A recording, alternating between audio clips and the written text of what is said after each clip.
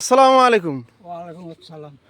জেডো অনেক মানুষক নামাজের দাওয়াত দিই আমি। আচ্ছা, তো মানুষগুলো বলে যে নামাজ পড়ি আর ভাত পাওয়া যাব নাহি, নামাজে ভাত দিব নাহি। এই ধরনের কথাগুলো কিভাবে মানুষ বলতে পারে আপনি একটু বলেন তো।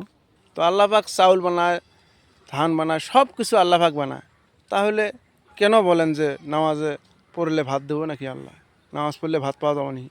এই ধরনের কথা দয়া করে কেউ বলবেন না ভাই। নামাজ পড়বেন, আল্লাহর কাছে চাইবেন, সব কিছু আল্লাহ দেব, তেনে আল্লাহর মালিক আমার আল্লাহ। নামাজের মধ্যে শান্তি আছে না? শান্তি আছে না? নামাজ নামাজ হচ্ছে মুসলমানের খুঁটি। মুসলমানের খুঁটি হচ্ছে নামাজ।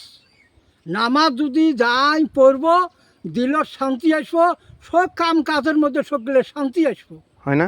হ্যাঁ, আল্লাহ শান্তি পাবো, সে আল্লাহ তখন তার উপরে নজর দেব। তো যেই মানুষগুলো ওই ধরনের কথা বলে, ওই ধরনের মানুষগুলো সম্পর্কে কিছু কথা বলেন।